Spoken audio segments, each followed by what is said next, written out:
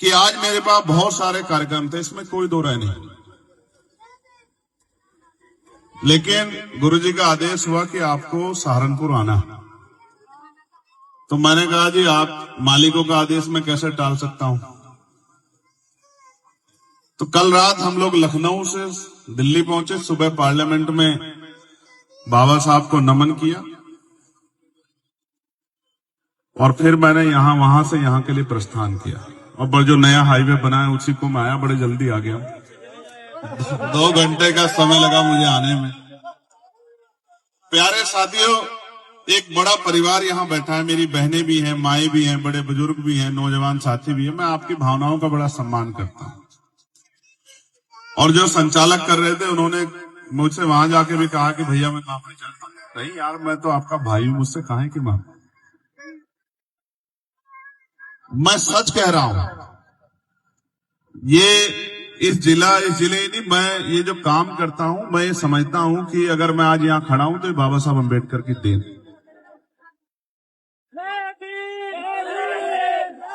और मैं आज आपको कह रहा हूं इस सहारनपुर में खड़े होकर मैं अपने खून का कतरा कतरा लगा दूंगा, लेकिन मैं स्वाभिमानी आदमी, मुझे खरीद नहीं सकता कोई, ना मुझे कोई रोक सकता। आप मेरी बात को याद रखना, मैं आपको फिर कह रहा हूं।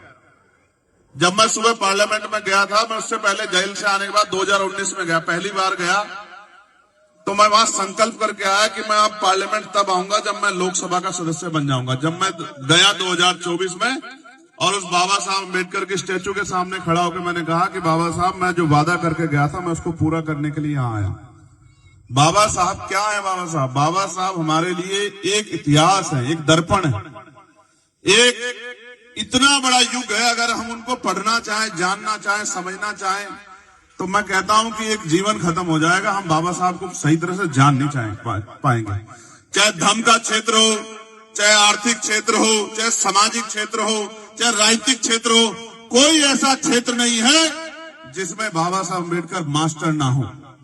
आज जब हम यहां जयंती मना रहे हैं, पूरी दुनिया में एक अकेले बाबा साहब अम्बेडकर ऐसे हैं जिनकी जयंती पूरी दुनिया में मनाई जा रही है।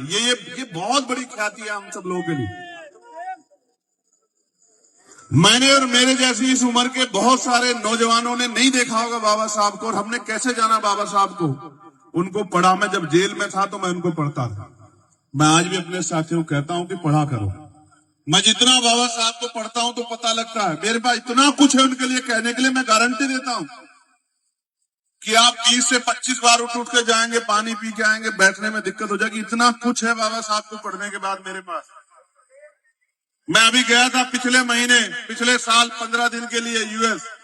15 दिन मेरे कार्यक्रम थे और 15 दिन लोग बाबा साहब को सुनना चाहते थे, बाबा साहब के विषय में सुनना चाहते थे, बाबा साहब के योगदान को सुनना चाहते थे। मैं जब वहां महिलाओं से मिला तो महिलाएं मुझसे कहती है कि भैया आपकी वजह से हम लोग संसद देखने लगे हैं कि हमारा भाई आके बोलेगा। जागरूकता बढ़ रही है। आज हमारी जेब में फोन आ गया है, इस फोन में मैं यहां बोल रहा हूं, दुनिया में बैठा आदमी मुझे सुन सकता है। आजकल तकनीकी रूप से हम लोग बहुत आगे बढ़ रहे हैं। सहारनपुर का मेरे ऊपर कर्ज है। मेरे बहुत सारे प्यारे साथी बैठे, मुझसे बड़ा प्रेम करते। नाराज होने की जरूरत नहीं करनी चाहिए, हमारा अपना कार्यक्रम है। इसकी मर्यादा बनाना हमारे मंच की मांग है कि राजनीतिक ना हो। हमें समझना चाहिए कि हमारे किसी भी कृत्य से हमारे ऊपर उंगली ना उठे, ये हमारी जिम्मेदारी है, नैतिक जिम्मेदारी।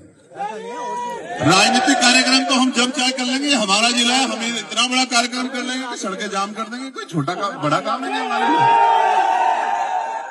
आज हम बाबा साहब अम्बेडकर की जयंती कार्यक्रम में आए। मैं 2-3 छोटे सब्जेक्ट उनके बारे में रखना चाहता हूं और अपनी बात को उसी के साथ आगे बढ़ाऊंगा। प्यारे साथियों, बाबा साहब अम्बेडकर एक दिन में नहीं बने, एक बहुत लंबी जीवन संघर्ष और हर दिन चैलेंज, हर दिन चुनौतियां सामने की उनको समय समय पर रोका गया, प्रयास किए गए। एक ऐसा बच्चा जिसको विद्यालय में नहीं घुसने दिया गया, स्कूल के क्लास के बाहर बैठना पड़ा, कैसे क्या बीती होगी उनके ऊपर कि क्या संकल्प लिया, उस संकल्प को पूरा किया कि आज हर व्यक्ति के लिए विद्यालय के दरवाजे खुले हुए हैं। ऐसे महापुरुष के बारे में, उनकी जयंती पे हम लोग जो हैं आज चर्चा कर रहे हैं। मैं जब बाबा साहब को पढ़ता हूं तो महसूस होता है कि कितने कष्ट सहे होंगे बाबा साहब ने। उनका आगरा का भाषण है, उनका लखनऊ का भाषण है, उनका संविधान को सौंपते हुए भाषण है। जब वो आगरा में भाषण दे रहे हैं 18 मार्च 1956 को, उससे पहले उनके दो महत्वपूर्ण भाषण जो 1948 का लखनऊ में, उससे पहले जब वो संविधान को, उसके बाद जब वो संविधान को सौंप रहे हैं तब उनका एक बहुत महत्वपूर्ण भाषण। कई ऐसी चीजें हैं जो मन को छू जाती हैं। और सबसे बड़ा जो महत्वपूर्ण, जब पूना पैक्ट हुआ, बाबा साहब कमनल अवार्ड लेके आए और यहां स्थिति बिगड़ी। और बाबा साहब ने, जब बाबा साहब से कहा गया कि डॉक्टर अंबेडकर आपको पूना पैक्ट करना पड़ेगा, कमनल अवार्ड छोड़ना पड़ेगा, सहगल साहब, बाबा साहब ये कहते हैं कि आप मुझे ले जाके चौराहे पे खंबे पे लटका के फांसी दे दो, मगर मैं अछूतों के अधिकारों के साथ समझौता नहीं करूंगा। इतना बड़ा खरीदार है बाबा साहब।